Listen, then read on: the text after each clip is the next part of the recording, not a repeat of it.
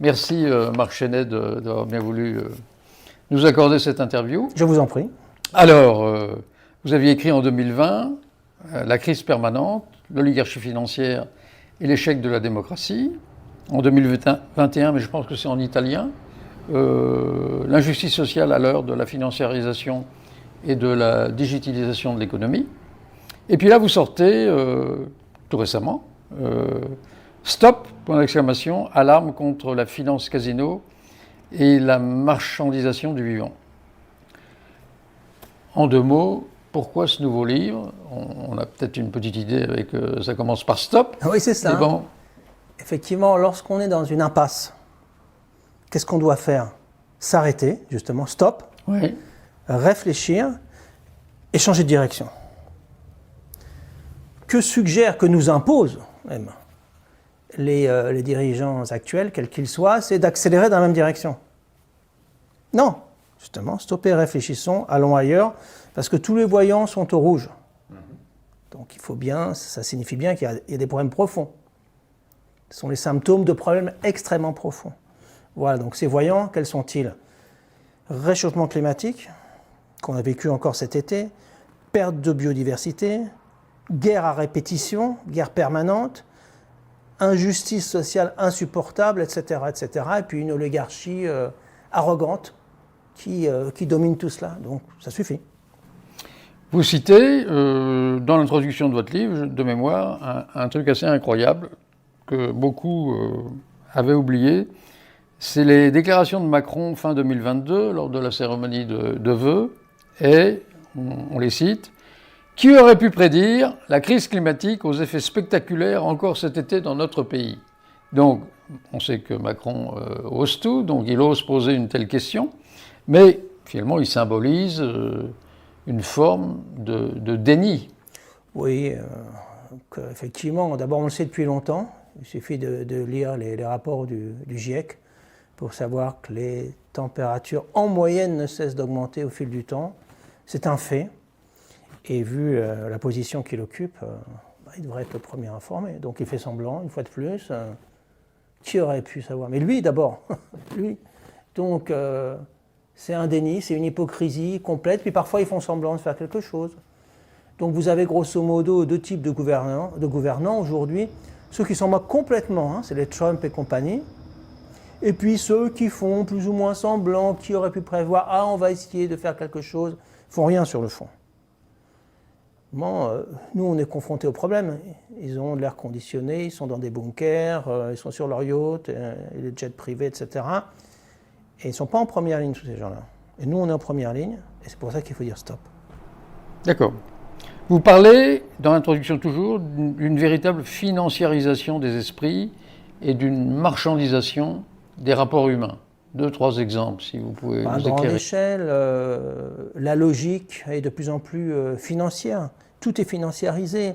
Les rapports humains, combien vaut cette personne, combien vaut une race animale, ça, c'est la biodiversité.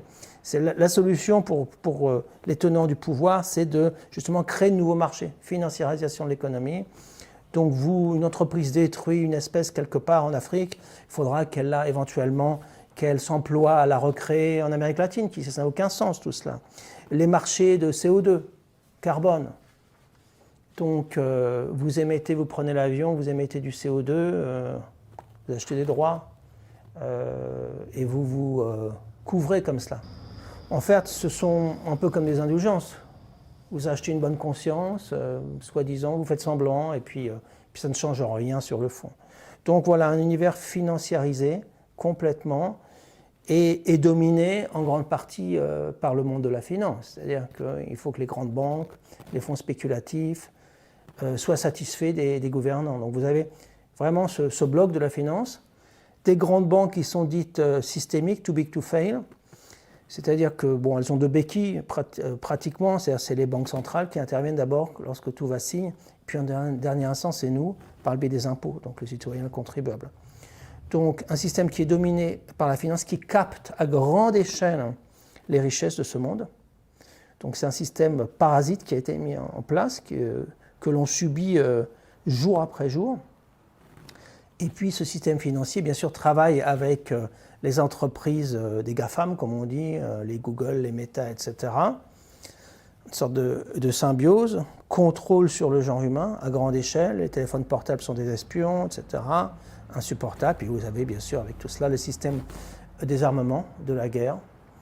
Et donc tout ça c'est plus qu'un avenir sombre, c'est une réalité déplaisante dont il faut se détourner pour trouver une autre direction. Donc pas seulement pour nous, pour le genre humain en général, pour des individus qui ne sont pas encore nés et qui ont le droit comme nous, tout simplement peut-être de respirer de l'air pur et de boire de l'eau fraîche.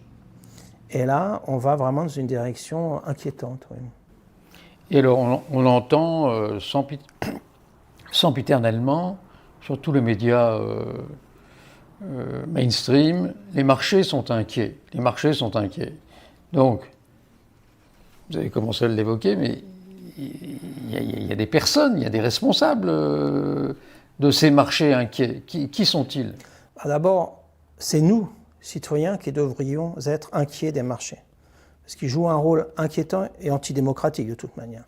Alors derrière les marchés, ce sont des individus, des hedge funds, des institutions financières, des banques centrales qui tirent les ficelles. Et donc il ne s'agit pas de satisfaire les marchés, parce que le but de la plupart des hommes politiques, qu'ils soient de gauche ou de droite, c'est de satisfaire les marchés. Alors ce sont les... De gauche et de droite. Oui, de gauche et de droite, ce qu'on observe. Qui reçoit en grande pompe Trump actuellement en Angleterre, un Premier ministre dit de gauche. Dit de gauche, oui. Donc, satisfaire les marchés.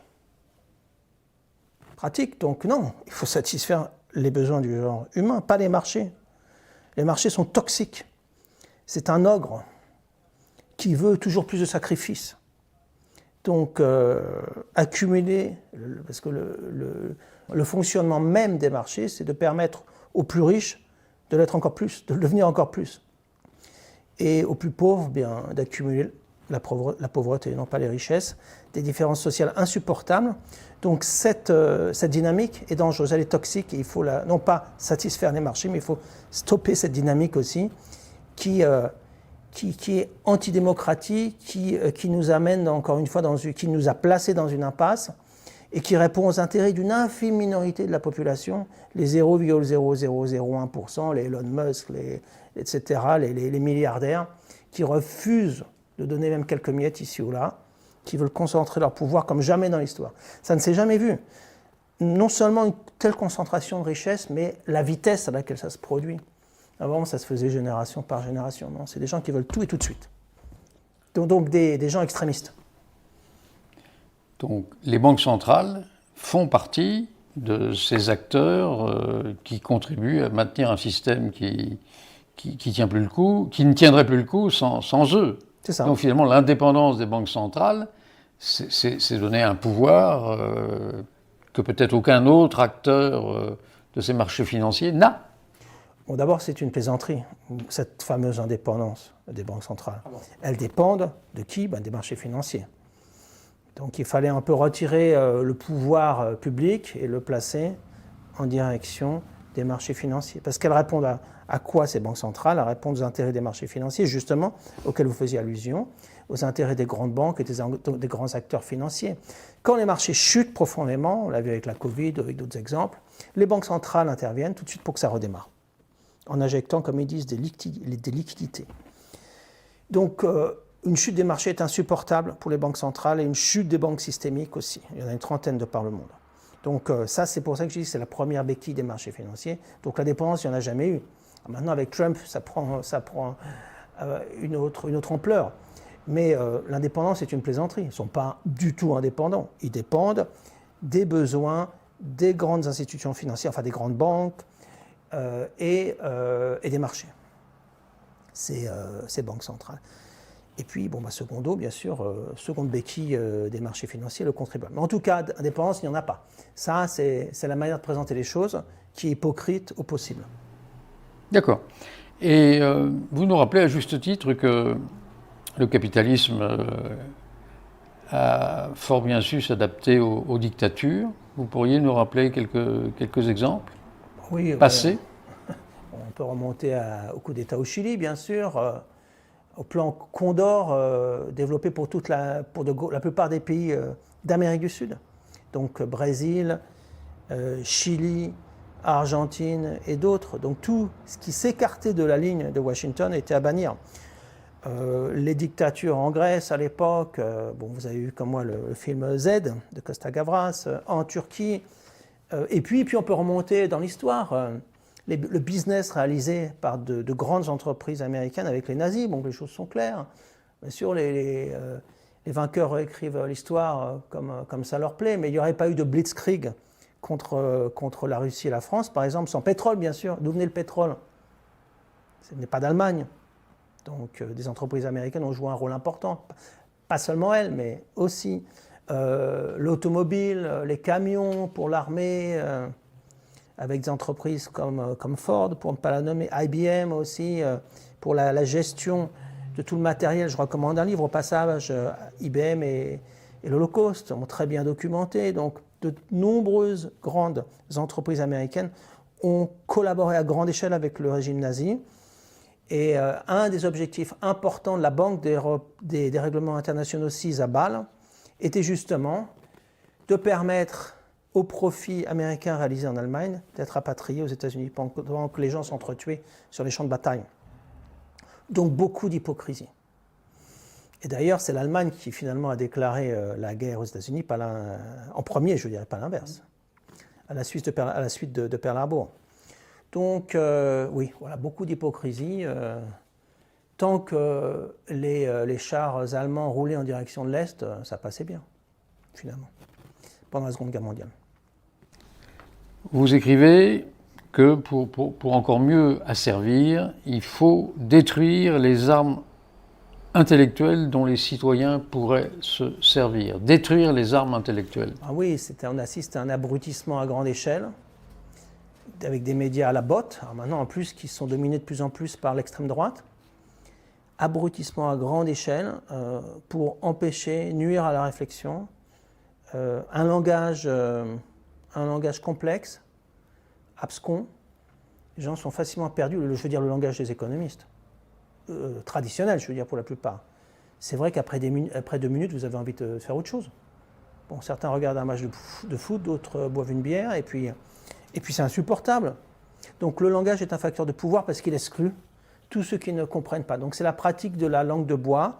Vous avez des gens qui font de longues études pour apprendre justement la pratique de cette langue de bois, qui exclut et qui maintient ce pouvoir.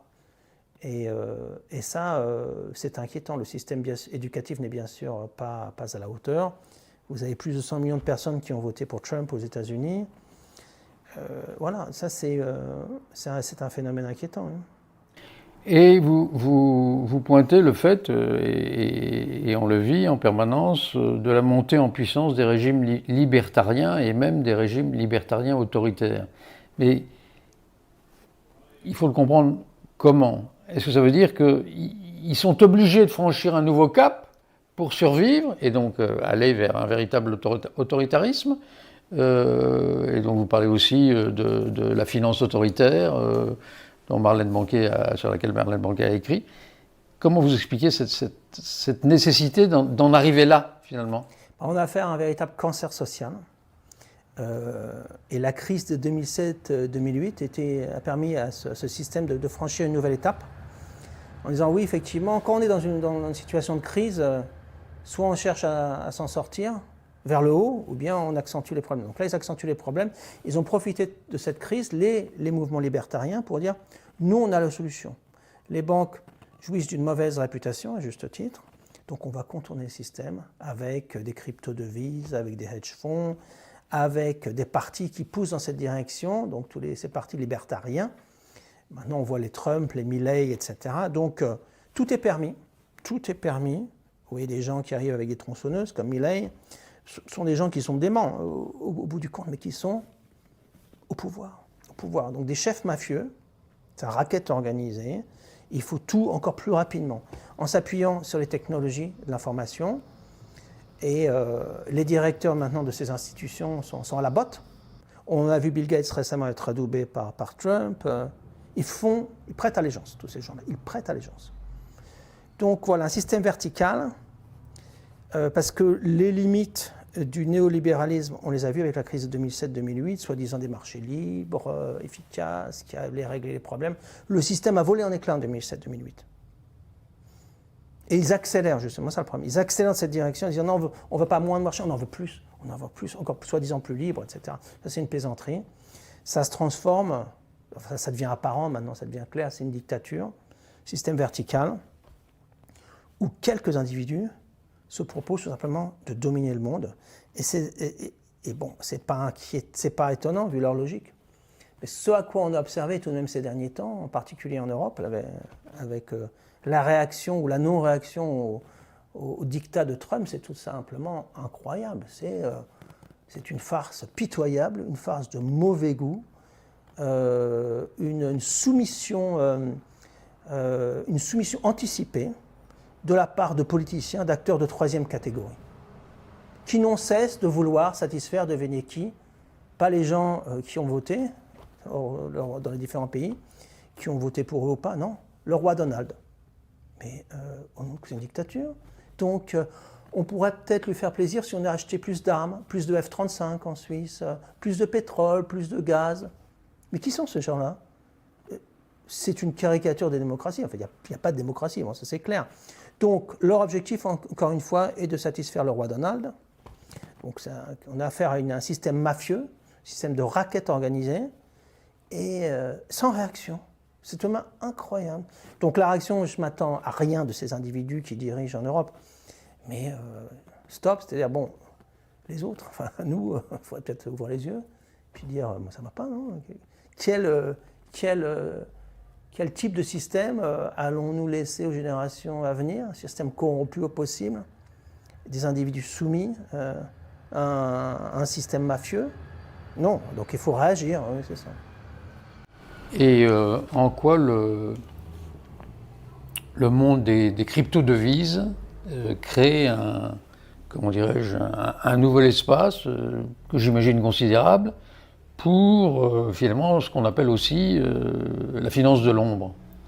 Oui, d'abord je précise ce qu'est la finance dite de l'ombre. Donc oui. Il s'agit d'institutions financières qui ne disposent pas de licence bancaire. D'accord, oui, ça c'est très important. Voilà, donc BlackRock par exemple n'est pas une banque. Les hedge funds ne sont pas des banques. Donc ça c'est une des définitions, si vous voulez. Donc c'est autorisé, mais tout de même curieux. Supposons que vous ayez deux types de conducteurs de voitures, ceux qui disposent d'un permis de conduire et puis les autres.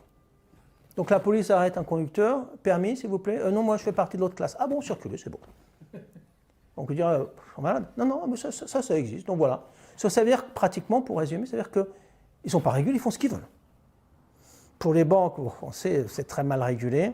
Mais alors, pour la finance dite de l'ombre, ils font ce qu'ils veulent. Donc ils utilisent des craies de toutes pièces, des crypto-devises qui montent, qui descendent et qui permettent à certains individus de s'enrichir énormément. Au hasard, Trump, qui en a créé d'autres pour lui, sa famille, ses proches. Donc ça va très vite, ça peut monter, baisser. Si tout s'écroule, c'est nous qui payons en tant que contribuables. Donc voilà, c'est une bulle financière. Et puis après ça consomme un volume d'énergie et ça émet du CO2 en quantité astronomique. Comme si il fallait en rajouter. Et vous parlez donc dans le chapitre la financiarisation et la digitalisation de l'économie comme facteur d'accroissement des injustices sociales. Donc vous démontrez que tout est source tout risque devient un actif pour un spéculateur, et vous parlez notamment de l'art numérisé. Mm-hmm. Oui, enfin, d'abord, tout risque est un actif, donc ça fait partie de la financiarisation de l'économie. Transformer le risque ou les dangers pour le commun des mortels en actifs qu'on peut acheter ou vendre sur des marchés financiers. Donc tout ce qui bouge est susceptible d'être financiarisé et certains en tirent profit. Donc là, on a une étape de l'histoire qui permet, encore une fois, une accélération, une énorme accélération de la concentration de richesses en quelques mains. Comment? Financiarisation de l'économie, technologie de l'information, tout ça, ça se met en symbiose pour accélérer le fonctionnement, je devrais même dire le dysfonctionnement d'un ensemble toxique qui opère à nos dépens. Donc voilà, maintenant ce qu'il faut, c'est introduire au moins des grains de sable dans les rouages de la machine pour qu'elle ralentisse et puis qu'on change de machine. Parce que l'économie est une science sociale, ce n'est pas la physique. Donc il y a des lois de cette économie, mais si on veut d'autres lois, on peut changer d'économie puis avoir d'autres lois. Donc changeons d'économie parce que celle-là, elle est moribonde. Alors vous développez quelque chose de très très intéressant. Donc vous dites que d'autres rapports de domination que celui traditionnel du travail capital se juxtaposent maintenant pour créer des sources de profit différentes et accélérer l'accumulation des richesses. Alors, c'est quoi ces nouveaux rapports de domination? Vous en citez plusieurs. Bon, le principal, c'est celui-là. C'est effectivement l'exploitation par le biais du travail salarié. Maintenant, oui, concernant la financiarisation de l'économie, il y a ce que capte la sphère financière. On a eu l'occasion de discuter à d'autres reprises d'une taxe sur les transactions financières. Mais chaque fois qu'une transaction est opérée, ça n'est pas gratuit. Vous utilisez une carte de crédit, Visa, American Express n'est pas gratuit. Les transactions électroniques, c'est au moins 150 fois le PIB mondial. Soyons prudents, disons 150 fois. Au moins. Soyons prudents, supposons que ça corresponde seulement à 100 fois, c'est déjà énorme. Supposons que la taxe moyenne, ça soit 0,1%, ce qui est déjà optimiste, parce que souvent c'est bien plus en moyenne. Donc vous prenez ces deux chiffres, c'est comme si chaque année, le secteur de la finance, si vous combinez ce 100% et ce 0,1%, c'est comme si chaque année, le secteur de la finance captait 10% du PIB, la richesse produite chaque année. 10%. Encore, avec ces chiffres-là. Et ça, c'est probablement optimiste, en fait, c'est probablement bien plus. Donc c'est un système, un secteur parasite qui capte de plus en plus de richesses. Et d'ailleurs, on le voit avec les salaires, les rémunérations octroyées aux directeurs des grandes banques. Système destructeur. Et donc voilà un cap. Donc ça, c'est un nouveau rapport, c'est un rapport qui s'ajoute au précédent, qui permet aux richesses, aux plus-values créées dans d'autres secteurs de l'économie de s'accumuler dans le secteur financier pour en faire profiter certains. Voilà, donc c'est juste pour donner un exemple. Après ça, il y a le pouvoir des GAFAM, etc., etc. Le système fiscal, on peut combiner les exemples, mais juste pour illustrer avec ces taxes, avec cette taxe privée qui existe aujourd'hui sur toutes les transactions financières. Se juxtapose à cela la relation créditeur-débiteur vu le volume des dettes énorme, donc public et privé ensemble, 300-400% du PIB. Donc ça, c'est une rente, entre autres pour les plus riches, qui investissent dans des titres d'État, des obligations d'État, et puis qui perçoivent le taux d'intérêt. Et la classe moyenne a du mal à survivre tout de même. Par rapport, si je compare à il y a 50 ans, la classe moyenne pouvait s'acheter un appartement, là il faut s'endetter, donc ils s'endettent. Trop souvent, ils sont pris à la gorge, ont du mal à rembourser. Les intérêts sont perçus par une classe très riche qui le devient encore plus. Donc c'est une autre relation. Après ça, il y a la relation effectivement entre utilisateurs des services numériques et puis les sociétés qui utilisent tout ce flot d'informations qui est fourni gratuitement, qui l'utilisent pour accentuer leur pouvoir de monopole. C'est insupportable et c'est dangereux. Ça génère un contrôle de la population sans limite. Après ça, on peut toujours ajouter bien sûr la relation contribuable-État, c'est-à-dire que les riches, les super riches payent de moins en moins d'impôts proportionnellement.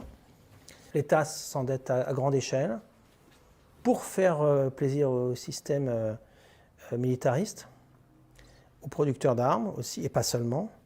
Et puis, les impôts sont perçus pour rembourser des dettes dans des objectifs inquiétants, liés à la guerre, etc. Donc, beaucoup de relations qui se juxtaposent à celles, effectivement, capital-travail. Vous évoquez, évidemment, vous traitez du problème de la dette et vous dites que parmi les solutions, il s'agit carrément de refuser de rembourser les grandes banques et les fonds spéculatifs. Vous pensez donc qu'il faut y aller comme ça ? Ah ben certainement. Bon, d'abord, ça s'est passé dans l'histoire 2 fois. Je ne parle pas de la Grèce, je parle de l'Allemagne. 2 fois, donc une fois après la Première Guerre mondiale, une fois après la Seconde, l'Allemagne n'était pas en situation de régler sa dette. Donc une grande partie de ses dettes a été pardonnée. Parce qu'il y a trop de dettes, il faut juste en tirer les conséquences. Or, actuellement, oui, les dettes sont entre 300 et 400% du PIB, suivant les modes de calcul utilisés. Donc, si une chose est certaine, c'est qu'il est impossible de toutes les rembourser. Et que donc, les risques de défaut ou de faillite, tant pour de nombreuses entreprises que pour certains pays, s'accentuent. Donc, vous avez des produits qui permettent de parier là-dessus. C'est pour ça que je parle de finance casino. Donc, oui, cessons de payer, mais c'est pas seulement une question financière. Vous prenez, par exemple, les banques qui ont pu prêter à une dictature comme celle d'Hitler. Fin de la guerre, 1945, supposons qu'elle revienne, juste pour un exemple, il y a eu d'autres exemples dans l'histoire qui prêtent à des dictatures au Chili ou ailleurs. Puis elle va être remboursée. Mais pour prendre un exemple extrême, une banque qui prête à une dictature qui construit des camps de concentration, elle doit être remboursée? Donc ça, c'est un exemple extrême. Mais tout ça pour dire que le système a besoin de dettes pour promouvoir la croissance. Ça aussi, c'est un objectif sacro-saint dans l'économie traditionnelle. Et de croissance pour essayer de rembourser une partie des dettes. Au bout du compte, ça ne fonctionne pas. Pourquoi? Parce que les dettes croissent plus vite que le PIB mondial. Et donc, c'est une véritable impasse. Donc, à un moment donné, il faut arrêter. Là aussi, il faut dire stop. Il ne faut pas pourquoi on paierait des dettes actuellement pour acheter des armes et dont personne ne nous a prouvé l'utilité. Les gouvernements européens se proposent de passer, pour la plupart, à 5% de leur budget pour l'armement. Un véritable délire. Dans un système supposé démocratique, ça devrait être discuté, non? Il y a quelques personnes qui prennent des décisions pour satisfaire le roi Donald. Et nous, on devrait... Donc le résultat de tout cela, c'est que les dettes s'accroissent. Et nous, on devrait payer ces dettes. Donc, on devrait sacrifier des jeunes qui vont partir se battre, parce que ceux qui se battent, ce n'est pas ceux qui décident, bien sûr, parce que ceux qui décident, ils sont dans des bunkers. Donc, d'une part, sacrifier des jeunes de toute l'Europe, et d'autre part, en plus, payer? Non, là aussi, il faut dire stop. Donc, c'est un système de dette malsain qu'il faut arrêter. Oui. Alors, vous traitez également dans le chapitre 3 des dérèglements climatiques et des leçons à tirer, comme vous dites, de ces étés meurtriers. Et vous parlez notamment des COP. Et vous ironisez vous les appelez les COP 1, INS. Voilà. Est-ce que vous pourriez nous dire ce que vous pensez de ces rassemblements qui sont finalement des rassemblements médiatiques et puis point barre, quoi. Bon, c'est pitoyable. Effectivement, c'est des copains qui se retrouvent une fois par an pour faire semblant et puis surtout pour signer des contrats pétroliers ici ou là. Donc, ça n'a aucun intérêt pour le commun des mortels. Il faut s'en distancer. Vous avez le nombre de jets privés qui amènent des participants à ces réunions, mais c'est un véritable délire. Donc voilà, la politique du faire semblant, c'est financé par un certain nombre de producteurs de pétrole. Bon, ça suffit. Donc il faut dénoncer cela. C'est pitoyable. Et pourquoi, là aussi, pourquoi se prêter à ce jeu? Ça n'apporte rien du tout. Les solutions, on les connaît. Il faut changer d'économie. Cette économie est mortifère. Le réchauffement climatique, l'effet de serre, on le connaît, on l'observe, il est répertorié et analysé scientifiquement. Ce n'est pas une question de croyance, c'est un fait scientifique. Il faut agir. Pourquoi? Parce qu'un monde à plus 3, plus 4, plus 5 degrés à la fin du siècle, c'est une horreur. Une horreur. Donc il faut penser à encore une fois, aux générations à venir, et pas faire semblant. La guerre dont on parlait, les dépenses de guerre sont responsables d'au moins 5 à 6% des émissions de CO2 de par le monde. Il serait temps d'arrêter avec ça, avec ces tirs de missiles, tant en Europe qu'à Gaza ou ailleurs de par le monde. Ça tue des personnes qui ont tout simplement, des innocents, d'innombrables innocents. ça empoisonne la terre, ça génère du CO2, ça suffit. Donc, et ça génère la dette qu'on devra en plus payer. Mais je vous écoute, donc voilà, donc il faut simplement prendre les choses au sérieux. Et donc les plus riches, juste pour terminer, pour régler cette question, il faut bien comprendre qu'elle ne pourra pas être réglée sans traiter des aspects sociaux. Pourquoi? Parce que justement les plus riches émettent bien plus que les plus pauvres ici ou là de par le monde. Déjà, si vous possédez un jet privé, un super yacht, vous êtes au moins à 10 000 tonnes d'équivalent CO2 environ par an. Il faudrait, selon les accords de Paris, être à 1 ou 2 tonnes. Donc vous possédez, voilà, l'apparat. Vous avez l'apparat d'un super riche, vous êtes à 10 000 tonnes. Puis après ça, de par vos investissements, c'est bien plus. Et vous venez donner des conseils, enfin, ces gens-là viennent donner des conseils dans le cadre des COP, pour dire non, il faut réduire, il y a trop de population de Parlement. Non, c'est pas, le problème n'est pas qu'il y ait trop de population. Le problème, c'est qu'il y ait des super riches qui sont extrêmement arrogants, qui émettent énormément. Quelqu'un comme Musk utilise son jet privé plus d'une fois par jour. Et puis, bon, toutes ces SUV, ces 4x4 aussi en Europe, on dirait qu'on est en Amazonie. Donc la taille des voitures augmente et le nombre de personnes par voiture diminue. Donc on se demande la logique dans tout cela. Donc ça, c'est pour la classe moyenne haute, montrer qu'on est capable de s'acheter un 4x4. C'est tous ceux qui confondent l'être et l'avoir. Ils existent parce qu'ils ont une grosse voiture. Bonne chance. Vous parlez d'arnaque de la finance durable. Vous parlez d'éco-blanchiment et vous dites même que la finance durable, c'est un oxymore. Oh, bon, c'est une arnaque. À ce point oui, bon, c'est une arnaque. Il n'y a pas de finance durable. C'est une manière de présenter les choses. Ça, c'était avant Trump. Pour se faire de la publicité pour un certain nombre d'institutions. Mais la finance est basée sur, justement, elle génère la financiarisation de l'économie, de la nature. Et sa solution, la finance durable, c'est de dire justement, on crée de nouveaux marchés. Donc on continue avec les marchés de droits d'émission, donc de CO2. On développe de nouveaux marchés liés à la biodiversité ou à la perte de biodiversité. Donc faire de l'argent sur la base de la destruction. La destruction est un business. Voilà. Donc c'est une arnaque complète. Et puis il y a des gens qui s'y prêtent, qui font semblant d'eux. Il y a des conférences, il y a des collègues qui sont intéressés dans le monde académique, qui font semblant. Donc moi j'ai vu dans le cadre du monde académique ce que ça voulait dire. Et donc je m'exprime, voilà, c'est ça. Donc oui, il faut s'en dissocier, clairement. Comment vous expliquez le décalage qui selon moi, existe entre la plupart des partis politiques écolos, le décalage qui existe entre la gravité de la situation, la nécessité vraiment de changer complètement de système, et puis leur discours qui semble prendre en compte la gravité du système, mais finalement, au plan économique, on a l'impression que leur programme, c'est vraiment de l'eau tiède. Oui, dans le meilleur des cas. C'est-à-dire qu'ils se sont, en Europe, ils sont verts, comme on dit en allemand, verts olive, c'est-à-dire ils sont verts militaristes. Ils poussent à la guerre, c'est tout incroyable. Peut-être que les bombes seront vertes, on ne sait pas.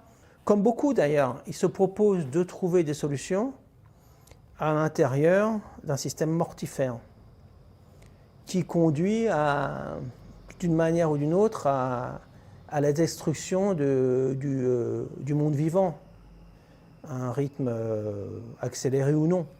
Donc la seule solution, c'est de justement stop et de se placer à l'extérieur et de réfléchir à un autre système économique. Mais dans le cadre de celui-là, certainement pas. Celui qui pousse à la croissance, qui ne remet pas en question, il parle de croissance verte, j'aimerais savoir de quoi on parle précisément. Celui qui pousse à la création de nouveaux marchés, etc., c'est pas ça la solution. Voilà, donc tant qu'on reste dans le cadre de ce système mortifère, il n'y aura pas de solution, même si on vient avec un drapeau vert. Donc c'est une incapacité à raisonner et à traiter, à comprendre les problèmes fondamentaux, ou à vouloir les comprendre. Les élites politiques, entre guillemets, ont très bien compris que leur mesurette ne déboucherait sur rien. Et ils ont privilégié la compétitivité de certaines entreprises, ou de l'Europe en l'occurrence, par rapport aux autres régions du monde. Et puis le reste n'a pas grande importance. Donc voilà, ça veut dire sacrifice des personnes les plus pauvres et exerçant des activités professionnelles difficiles à l'extérieur, parce que ce sont ces personnes-là qui souffrent, tout d'abord, qui sont en première ligne. Appartements de mauvaise qualité, conditions de travail très mauvaises aussi, insupportable de travailler lorsqu'il fait 35 degrés, voire plus. Ils ne sont pas dans des bureaux avec air climatisé ou des Mercedes, ils sont en première ligne. Donc des morts qui vont continuer à augmenter, qui vont augmenter à grande échelle si justement on ne sort pas de cette impasse. Et une élite cynique qui se satisfait de cette situation en éliminant ceux qui les dérangent, ou qui pourraient les déranger un jour. Voilà, cynisme à grande échelle. Vous traitez dans un chapitre, et je voudrais l'évoquer parce que c'est tellement une caricature. Vous parlez de l'exemple du Crédit Suisse, et vous mettez en exergue, avant de développer cette histoire terrifiante, la remarque d'un gangster, enfin la phrase d'un gangster: « J'ai appris trop tard qu'il est plus simple et plus rentable de voler les gens légalement ». Dites-nous un peu en quelques mots, notamment quelques jours avant la faillite du Crédit Suisse, ces grands cabinets d'audit qui disent que tout va bien, il n'y a pas de problème. Enfin, si vous pouvez nous expliquer un peu ça. Tout va bien, Madame la Marquise. Enfin, pour certains en tout cas. Pour revenir d'abord à ce qu'a dit ce gangster, il a tout à fait raison. Si vous voulez piller une banque, aujourd'hui une grande banque, il ne faut pas y aller avec, avec une arme. Non, vous devenez directeur de la banque. Ben, c'est bien plus efficace. Les directeurs du Crédit Suisse, vous voyez, ils sont sortis les poches pleines et la mine heureuse. Et ce n'est pas de leur faute, et c'est triste bien sûr. Il y a eu des rumeurs, un complot de l'étranger. Ils ont gagné des sommes énormes, ils partent ici, ils peuvent jouer au golf là, ils ne vont pas en prison. Donc voilà, donc il a raison, il a compris le gangster, il l'a regretté à la fin de sa vie. Effectivement, donc vous venez avec un certain diplôme, un MBA ici, une petite expérience, vous gravissez l'échelle, et puis si vous avez la chance de devenir CEO, parce que maintenant on dit CEO, ça fait bien. À l'Est on est oligarque, ici on dit CEO, mais enfin bon, sur le fond, quelles sont les différences? Voilà, donc vous pillez la banque, donc pratiquement ça veut dire quoi? Ça veut dire vous augmentez les risques que prend cette banque de manière indue. Pourquoi? Parce que vous, en tant que directeur, vous savez que si ça tourne bien, vous encaissez les bénéfices. Si ça tourne mal, c'est le contribuable qui paye, ou bien la banque centrale qui va intervenir. Dans un cas comme dans l'autre, il n'y a pas de souci. Donc, privatisation comme toujours des bénéfices et socialisation des pertes.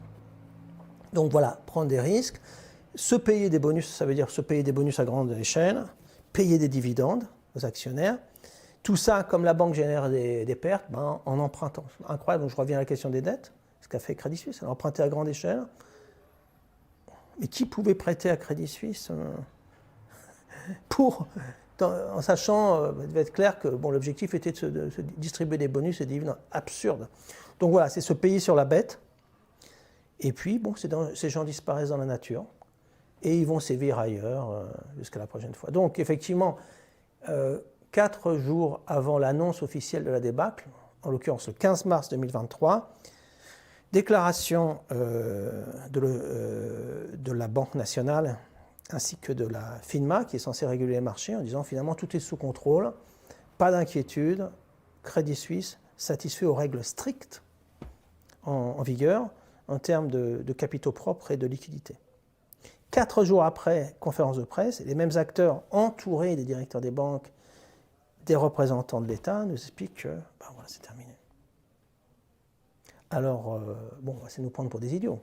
Parce que comment se fait-il que si tout allait bien le 15, comment se fait-il que tout aille mal le 19? Et tout allait bien le 15, et quelques heures après, Crédit Suisse a demandé un crédit de 50 milliards de francs à la Banque centrale. Mais si tout va bien, pourquoi Crédit Suisse avait besoin, quelques heures après cette déclaration lignifiante, de 50 milliards de francs? Et aucune justification de la part de la Banque nationale ou de la FINMA, rien. Donc la prochaine fois, si vous lisez dans la presse, ou si on lit dans la presse pour l'unique grande banque qui est encore dans ce pays, UBS en l'occurrence, que selon la Banque nationale, la FINMA, tout est en ordre pour l'UBS, ben, vous réfléchirez à 2 fois sur le sens de cette phrase. Voilà. Donc un château de cartes qui peut s'écrouler à tout moment, et puis qui est rafistolé ici ou là, encore une fois, avec les banques centrales et le contribuable en dernière instance.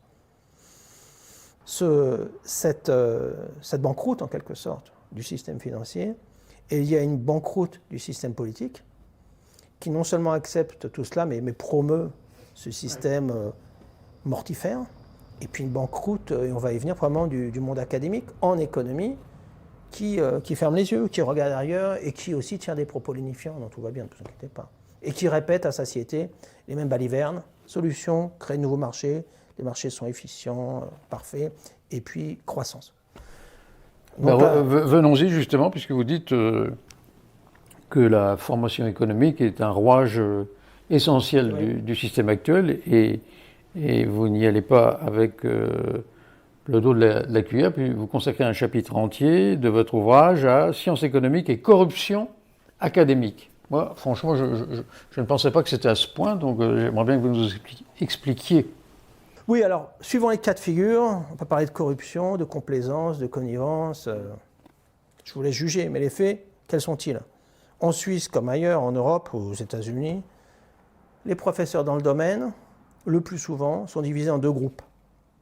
Ceux qui perçoivent des compléments de salaire de la part de certaines institutions financières et ceux qui aspirent à en percevoir. Donc bien sûr, il y a une minorité qui reste, dont je fais partie. Je ne suis pas le seul, il y en a d'autres, qui peuvent s'exprimer de manière indépendante.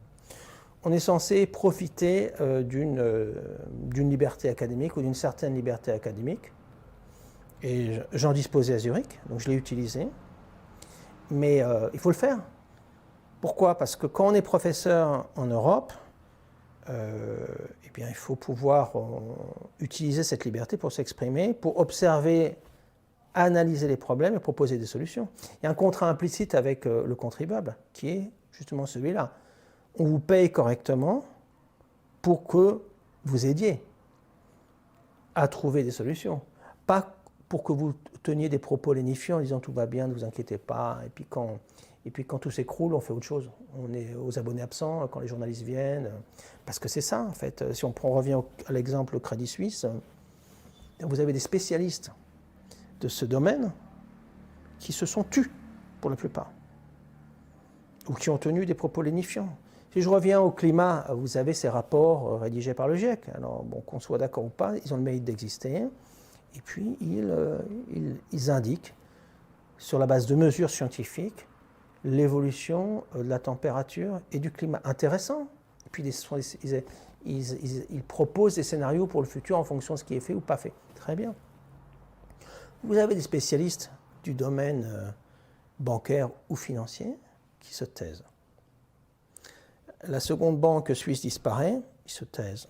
Et puis après ça, ils réapparaissent un peu après en disant il ne faut pas aller trop loin par rapport à celle qui reste encore UBS.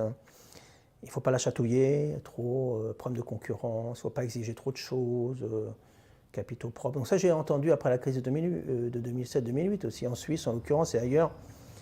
Ah oui, attention, concurrence, donc il faut laisser ces banques un peu tranquilles. Et puis bon, Crédit Suisse a disparu entre-temps. Donc voilà, c'est une banqueroute du système académique dans le domaine qui est incapable de se renouveler. Donc qui continue à professer les mêmes balivernes. Donc les marchés, encore une fois, sont parfaits, en principe, parfaits, efficaces, ils sont la solution à nos problèmes, alors qu'ils sont eux-mêmes les problèmes.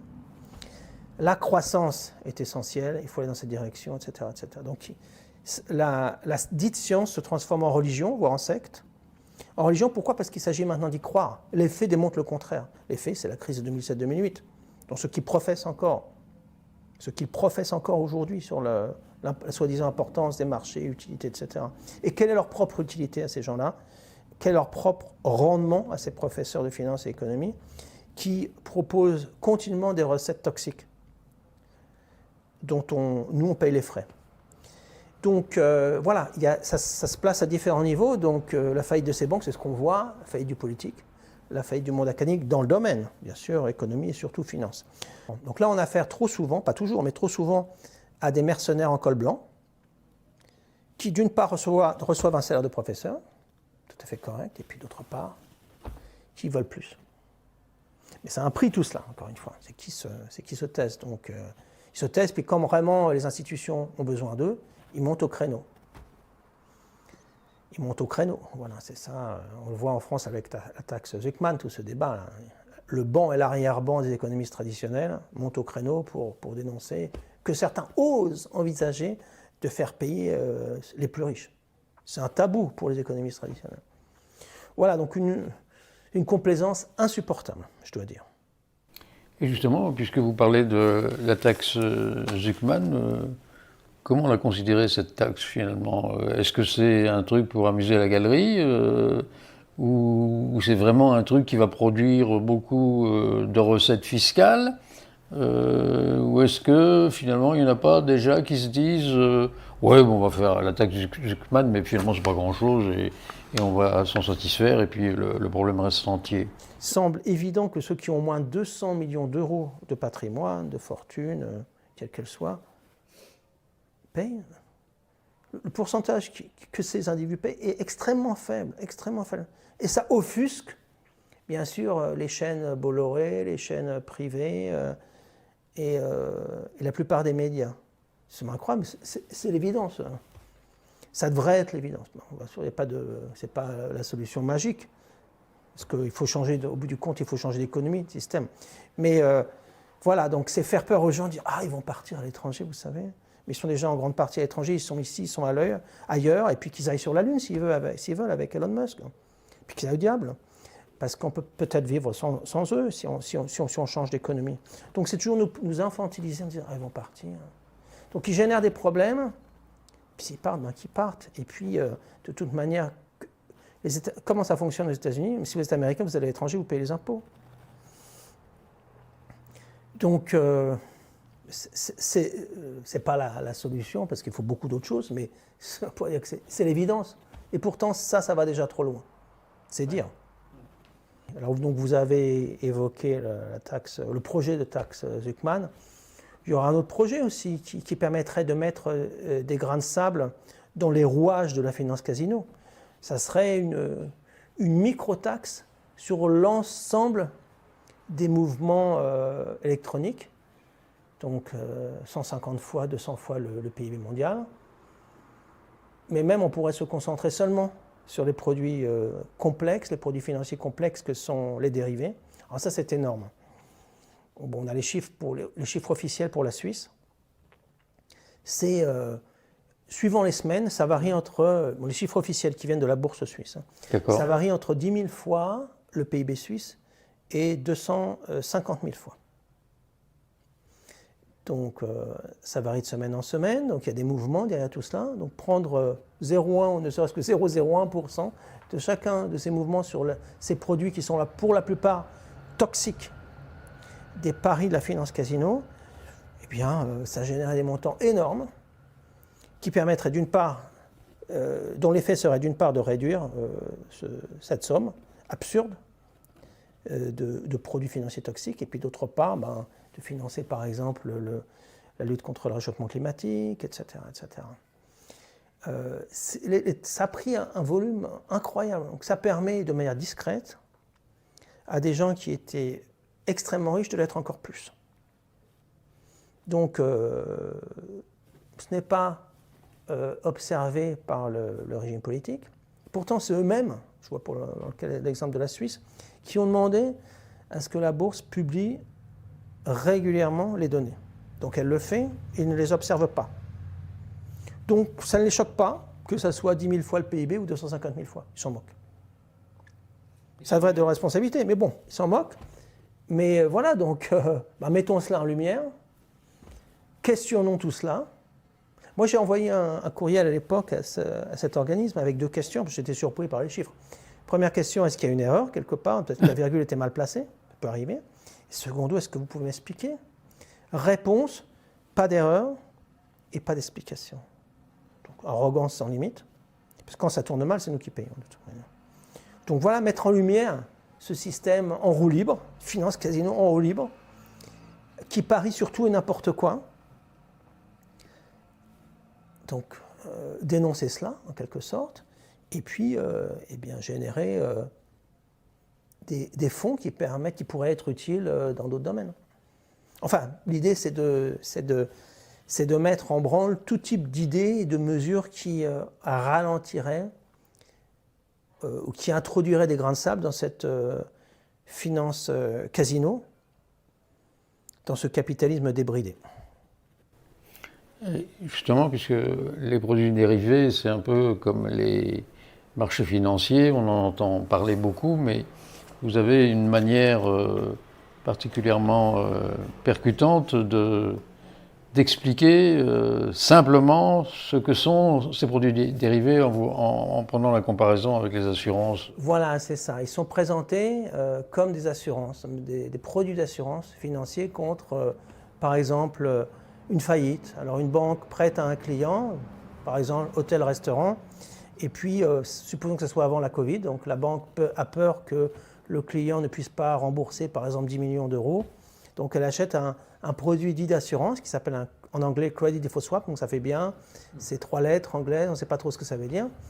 Et là, alors que si on se renseigne, officiellement, dans le cas présent, ça permet à la banque, en cas de défaut partiel de son client, donc supposons qu'au lieu de rembourser 10 millions d'euros, il ne rembourse que 3, eh bien la banque active son produit dit d'assurance et récupère la différence, en l'occurrence 7 millions, de la part d'une assurance. Puis vous avez une petite phrase qui indique qu'il n'y a pas besoin d'être soumis à un risque pour se protéger.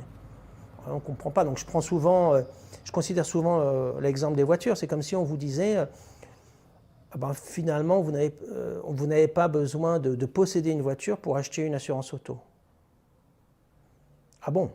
Alors, qu'est-ce que ça voudrait dire? Si vous ne possédez pas de voiture, pourquoi auriez-vous besoin d'une assurance auto? Et sur quelle voiture, puisque vous n'en possédez pas? Alors, quelle serait la logique? Ça serait de chercher dans votre entourage quelqu'un qui conduit mal, pour parier sur son accident. Et puis peut-être de l'inviter à un apéro avant qu'il parte en vacances en Espagne, apéro arrosé avec de l'alcool, peut-être manipuler sa voiture pour être sûr qu'il ait bien l'accident. Et puis comme rien n'est régulé dans ce domaine de la finance, ce n'est pas un produit que vous achèteriez, mais 10, 100. Au bout du compte, on aurait bien plus d'accidents, il y aurait des enfants à l'hôpital, des gens qui mourraient, des tragédies, et puis c'est interdit partout. Et pour cela, on n'a pas besoin de milliers et de milliers de pages de régulation, 2 phrases suffisent. Première phrase, si vous achetez une voiture, vous devez acheter une assurance auto, une et une seule. Seconde phrase, vous n'êtes pas autorisé à acheter une assurance auto sur la voiture de quelqu'un d'autre. Très simple. Trop simple pour le monde de la finance. Donc voilà, au jour d'aujourd'hui, c'est toujours le cas. Donc ces institutions parient, en l'occurrence, sur des faillites ou des banqueroutes d'institutions. Voilà, pour résumer. Second exemple de pari aussi de cette finance casino. Donc, j'écoutais la radio, c'était quand il y a une dizaine d'années. Le représentant d'une grande banque allemande indiquait qu'il avait proposé à ses clients un produit qui devait rapporter, je dis ça de mémoire, du 8%, et puis que finalement il n'en avait rapporté que 3%. Et pourquoi? Parce que certains individus n'étaient pas morts suffisamment vite. Je me dis, qu'est-ce que c'est que ça? Donc, aux États-Unis, il est possible de vendre son assurance vie. Donc quelqu'un, par exemple, une femme seule qui a eu des enfants, qui a éduqué ses enfants seuls, tombe malade quand elle est plus âgée, ses enfants ont grandi, ils ont peut-être un travail, elle est au chômage, elle est à l'hôpital, elle a besoin de payer ses frais. Et donc elle pourrait être incitée à vendre son assurance santé pour payer les frais qui peuvent s'accumuler rapidement aux États-Unis. Donc vous avez des représentants des grandes banques, de certaines grandes banques aux États-Unis, qui vont dans les hôpitaux et qui disent, par exemple, à cette dame, « Madame, vous avez besoin d'argent, on vous achète votre assurance vie, comme ça vous pourrez vous payer vos frais médicaux, pour le moment en tout cas. » Et puis, que vont faire ces institutions financières? Elles vont chercher des investisseurs, en Europe ou ailleurs, qui vont s'intéresser à ces produits, les acquérir, et le rendement sera d'autant plus élevé que la personne mourra vite. Alors, ce que font ces grandes banques, c'est qu'elles combinent, elles diversifient, pour reprendre leurs termes. Donc, qu'est-ce que ça veut dire dans l'occurrence? C'est chercher des gens qui ont peut-être le sida, le Covid, etc., enfin, le cancer, combiner tout ça dans un portefeuille, limiter les risques. Quels sont les risques? Que la personne ait l'impudence de prolonger sa vie trop longtemps. Et donc le rendement sera d'autant plus élevé que les personnes mourront rapidement. Juste pour donner un autre exemple, voilà, de ces paris. Paris sur tout. Sur la mort, sur les destructions, sur beaucoup d'autres choses. C'est ça, sur les accidents en tout genre, voilà. Système toxique et mortifère. Ok, alors, vous pourriez peut-être nous parler de... Vous évoquez ça, je ne me souviens plus du titre du livre de Keynes, Lettre à mes petits-enfants. Oui, c'est ça. Si vous pouvez un peu... Oui, non, Et ses prévisions pour 2030, je crois. C'est ça, très intéressant. Donc, il avait prévu que si, effectivement, s'il n'y avait pas de guerre de grande ampleur, et de crise de grande ampleur, malheureusement il y en a eu, on allait travailler beaucoup moins, environ 16 heures par semaine. Parce que, effectivement, dans une société qui devrait être bien organisée, lorsque la productivité augmente de manière régulière, eh bien, ça devrait se traduire par plus de temps libre pour se former, pour profiter de la vie avec ses amis, sa famille, etc. Dans une société mortifère comme celle d'aujourd'hui, ça se traduit par de la pauvreté et du chômage. Donc ça, c'est déjà un dysfonctionnement majeur. Donc voilà, par rapport à ces prévisions, malheureusement, il y a eu la Seconde Guerre mondiale. Et donc là aussi, c'est un autre dysfonctionnement. Sans parler de la première, où deux nations dites libérales, à des degrés divers, la France et l'Allemagne s'affrontent et génèrent une destruction sans précédent. Donc voilà, ce qui avait prévu, personne intelligente et ô combien intelligente, qui avait analysé la situation et sur la base des chiffres de l'époque avait prévu cela. Et ce qui serait faisable si l'économie n'était pas mortifère. Vous vous rendez compte de tout ce qui est consacré non pas à la production mais à la destruction. Toutes les armes qui sont créées, les drones, les missiles pour tuer ici, là de manière efficace, mais organisant cela pour la vie, pas pour la mort.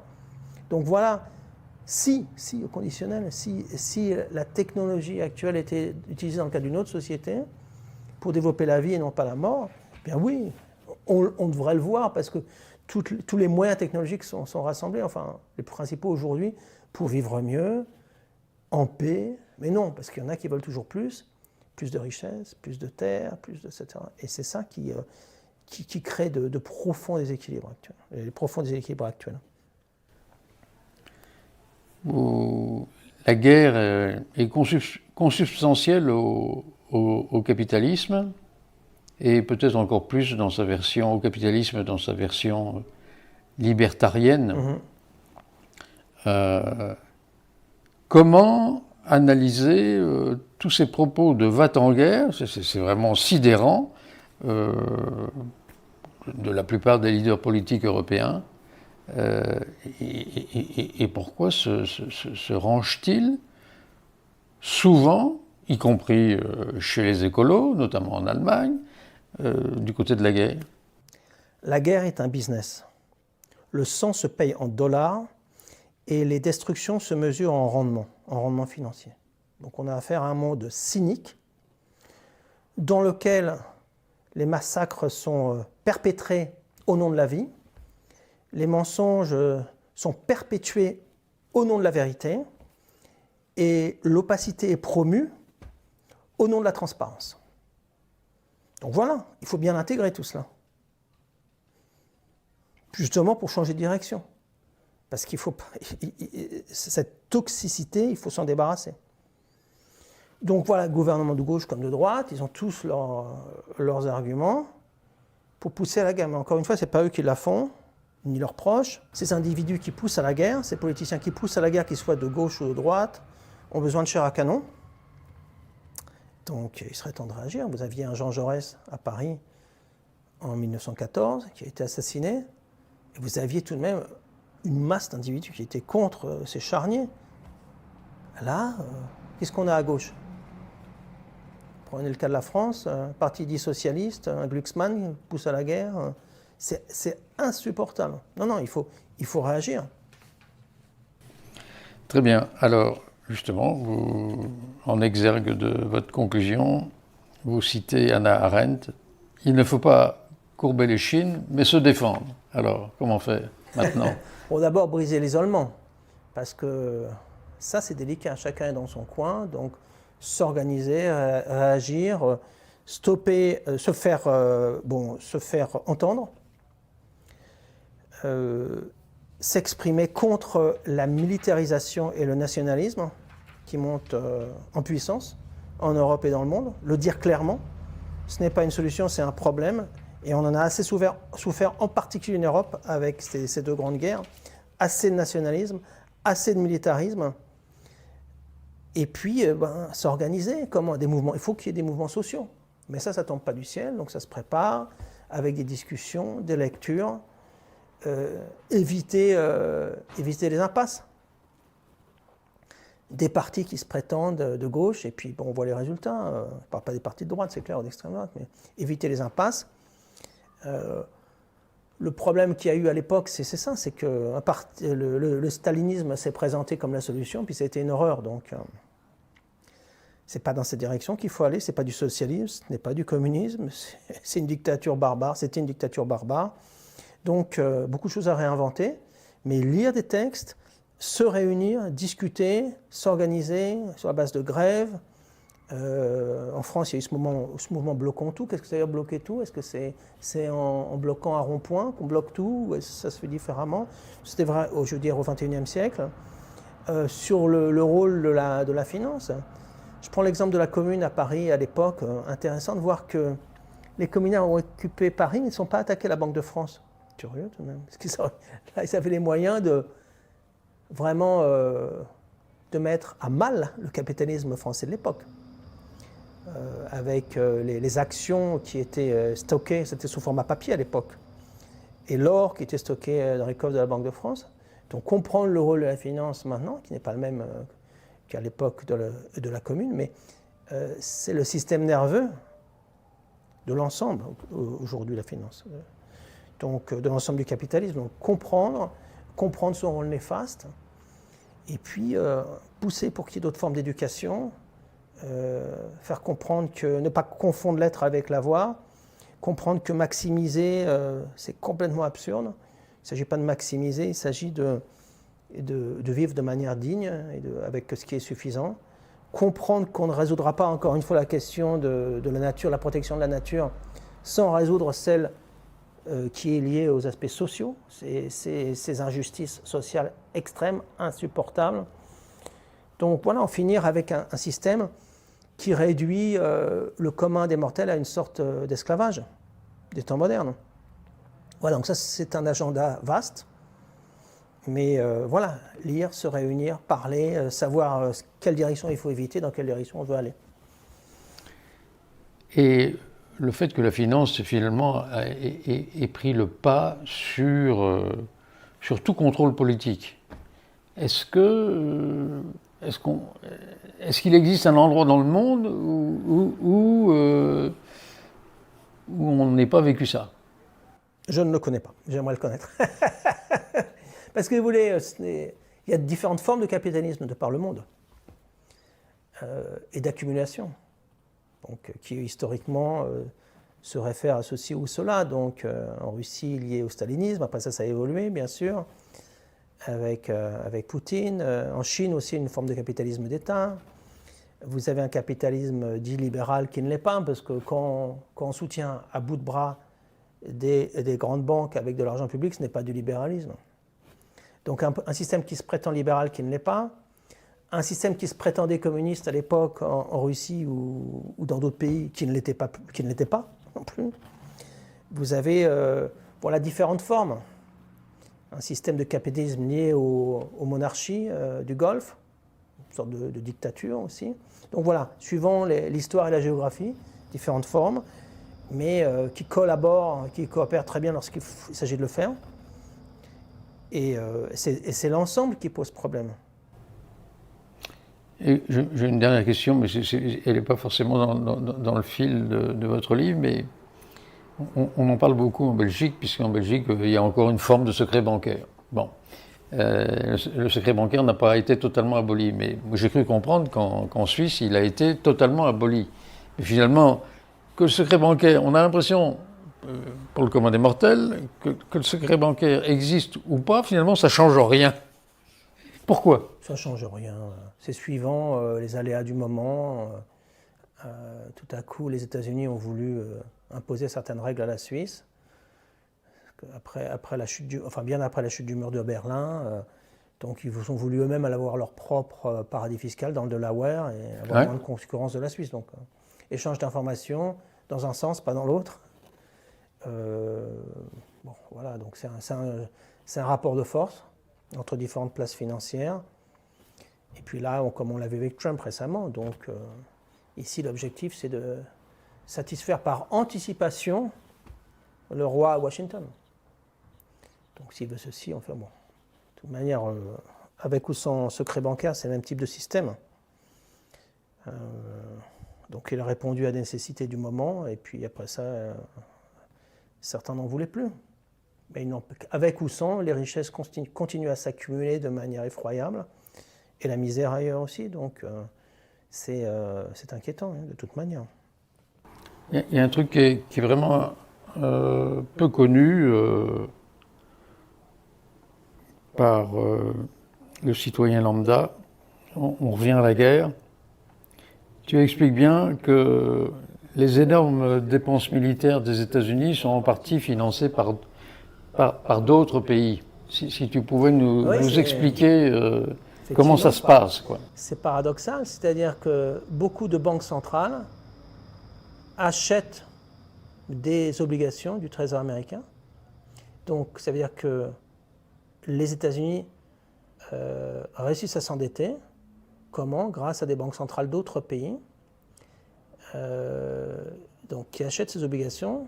Ça permet aux États-Unis de développer encore plus leur complexe militaro-industriel. Sur le point, donc voilà. Donc une partie de ce complexe, une grande partie, est financée par des dettes qu'on trouve donc des créances que l'on trouve en Chine, en Inde, en Arabie Saoudite, en Europe, toutes ces bases militaires de par le monde.